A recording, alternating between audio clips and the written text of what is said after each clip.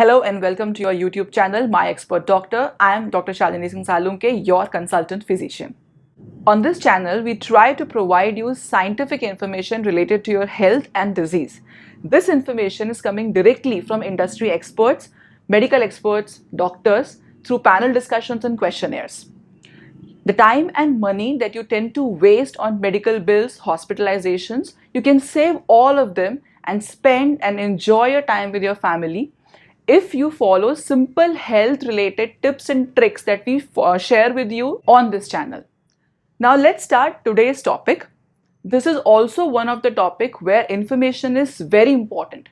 If you have complete information, your life can be saved. But if you don't have, it could prove fatal. So we are talking about dengue fever.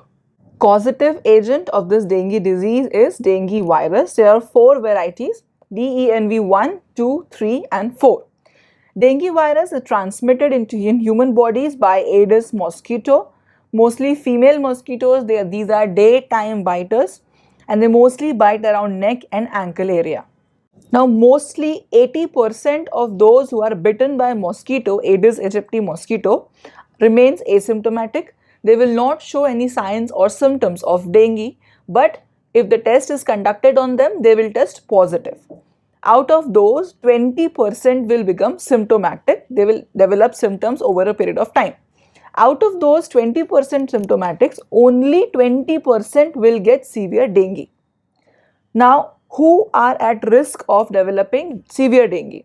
The first is children, second elderly, third immune compromised people, those who are taking medicines for immune compromise or have cancers or other likely disease, pregnant females, and lastly those who are previously infected by dengue virus. Now we have 4 different strains of dengue virus. If you will get infected by one, you will develop a lifelong immunity against that particular variety, but you will still have chance to develop dengue infection because of other 3 varieties.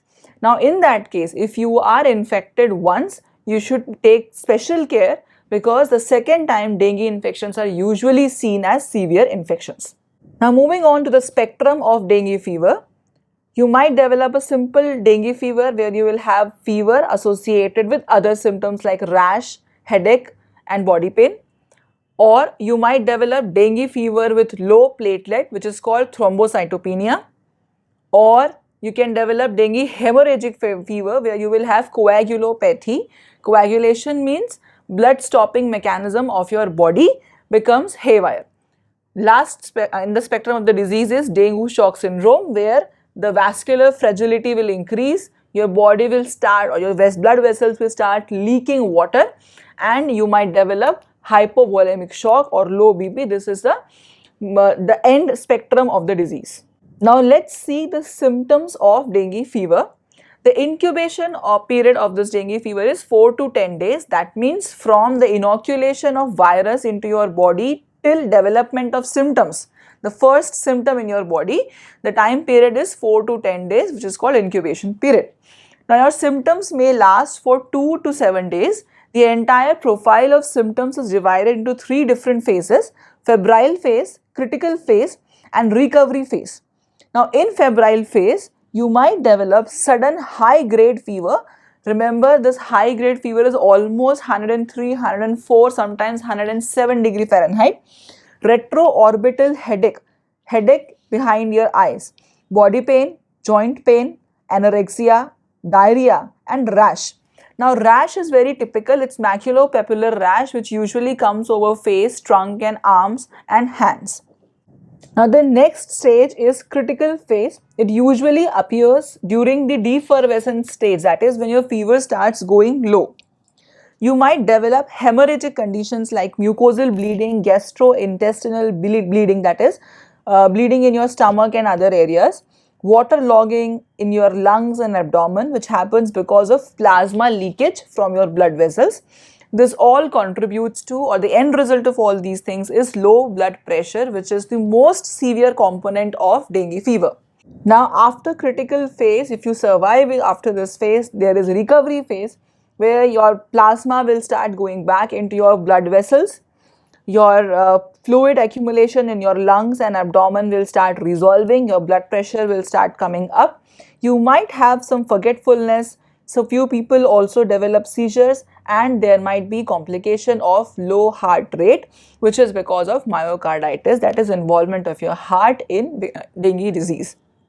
Apart from heart, there are cases where we have seen even liver and other parts of the body also getting affected by dengue fever.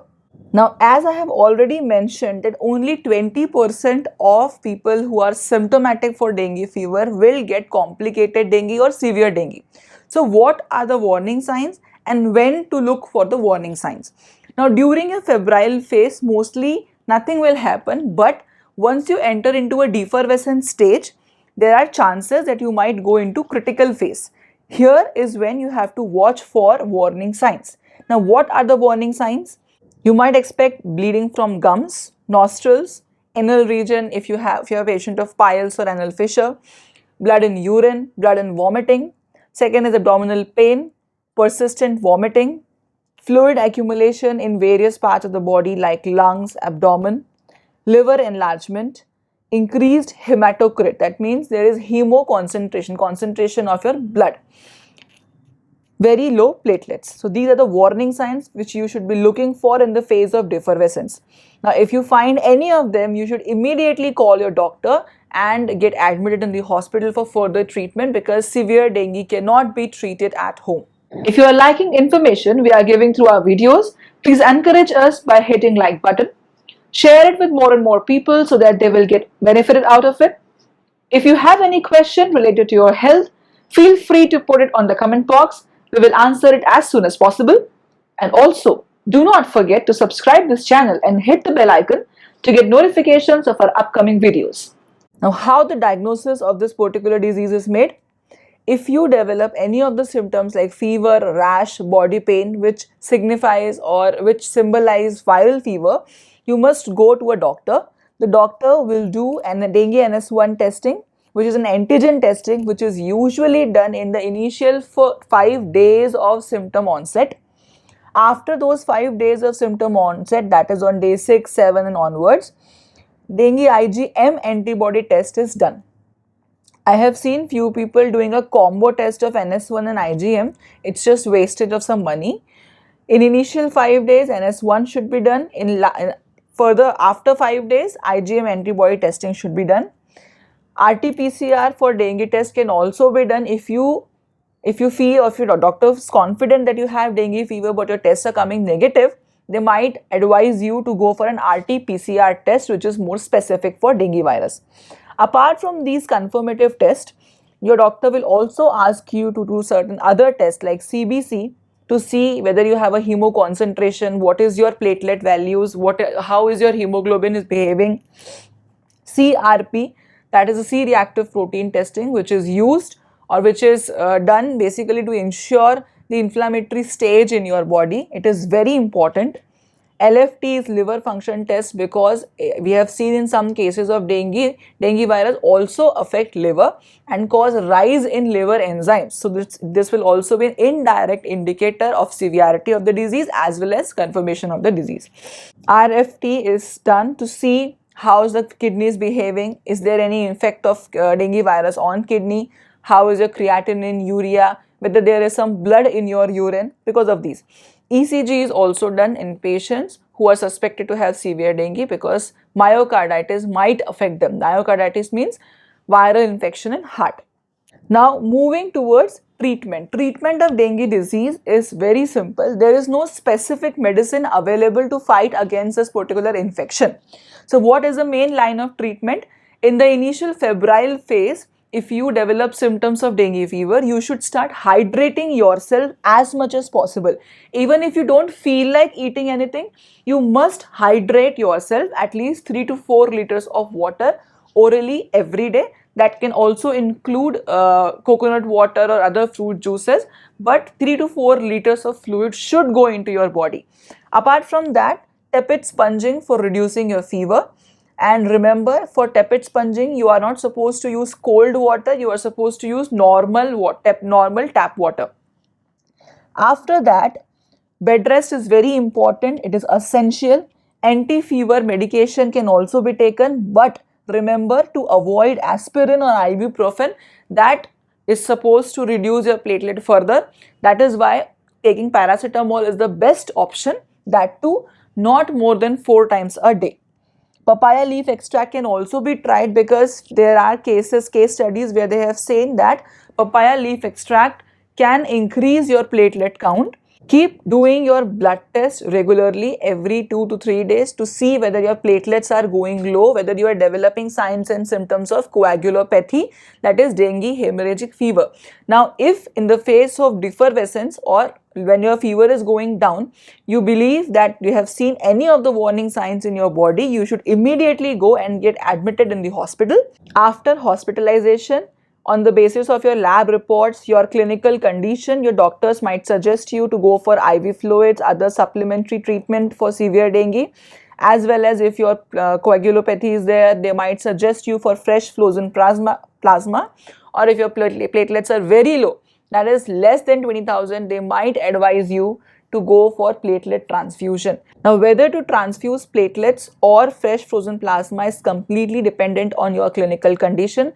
Let the doctors take the call. Please do not interfere in those things. Even if your plate body has platelets of about 20,000, nothing is going to happen. Your body doesn't require 1,20,000 or 1,50,000 platelets all the time. The body will function well if even with a platelet as low as 20,000, 15,000, if your body is not showing signs of bleeding. So please let doctors decide whether they have to transfuse platelet or not. Do not impose your understanding or your feeling on them, because platelet transfusion, fresh frozen plasma transfusion, all are risky things. They might risk life of an individual. So in cases of severe dengue, doctors has to decide what all treatments they want to go ahead with. So in short, what you are supposed to do is, if you develop any signs and symptoms of any viral disease in the time period when dengue fever is at peak, you must go to a doctor. They will diagnose it with the help of dengue IgM test, antibody testing, or NS1 antibody testing, depending at what time of fever you have gone there. On the basis of that, you should start, if you are in the febrile phase, you should start taking hydration very seriously. You should do tepid sponging, anti-fever medication, rest at home. Papaya extract can also be consumed. On the same time, please be watchful for the signs of warning signs in the defervescence phase. If you develop any, please go and attend a hospital immediately. If they ask for hospitalization, go ahead with it. The key factor in severe dengue is time. You have to start treatment on time. So this was all about dengue fever, its treatment, signs and symptom, identification of warning signs, how can it be diagnosed, and how can it be treated. If you have any queries regarding this, you may put your questions and queries in the comment box, or there is a WhatsApp contact number. You can put your questions over there. One of the team members will definitely give you a call and will solve your queries. We'll see you soon with some other disease and its treatment. Till then, stay safe, stay happy at your place.